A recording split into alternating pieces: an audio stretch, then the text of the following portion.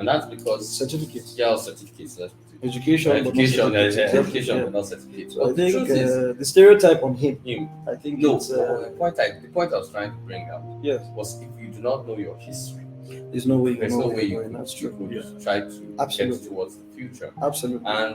And it affected it affects a lot of things, and even in southern Nigeria, like we would say, I would tell you, people assume the West, in quotes, is probably the most educated part of Nigeria, but yet the West has been ruled by, I don't want to use the word, I think best dinosaurs in Jurassic Park available in a house where they can provide 5 professors. And this is complex because I'll give you an example. I always say something.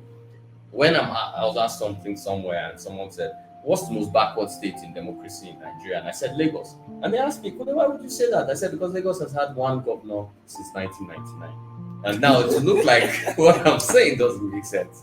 But if you think of it in the concept of what governance should be, one person has actually sat down in that seat since 99. So the fact the governor from 1999 later became de facto governor. So he still rules Lagos more or less. How was he able to achieve that under the circumstances? I'll first say something. Politics in the Southwest is a little different than it is in other parts of Nigeria. And one of the key things with the West, which has its own peculiarities, it's also the reason why some things work in the West, is the key reason why the West has not been able to win federal. Okay. And it's simple, I'm going to point it out. The West assumes power is when people kneel down and preach. Their power is based on a structure which looks up to elders, age, money, and respect. Now, in other climes, we're not saying these things do not matter, but it takes a lot more to be able to achieve leadership. The West has been bedeviled by, I can give you an example. If you're in somewhere in Southwest and you're 35, and you might be a better candidate than someone that's 85.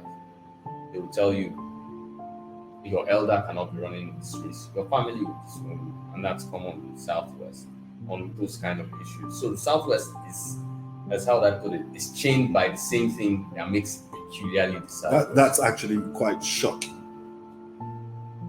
Why? Really? They will disown the family will disown the person? Yeah, I have a friend, I don't want to call him, but I have a friend who attempted to run for office in 2019. And because his older uncle, who has even served in that position sometime in 2001, wanted to run, and the family told him to stand down. And even though a lot of people had quite an agitation to want him to run, his father threatened to disown him, and literally stressed that was a challenge that the late Bode Thomas also had. Yes. So if we're talking about having those type of issues in the 60s, in the early 60s, and we're still talking about it today.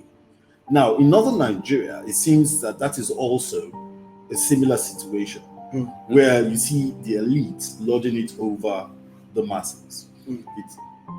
Generally, in Nigeria, it seems as if the elites look at the most vulnerable and they take extreme advantage of the most vulnerable. Why do I say this?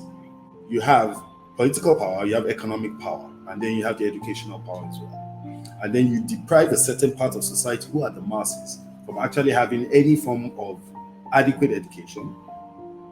You use, or they've been weaponizing poverty.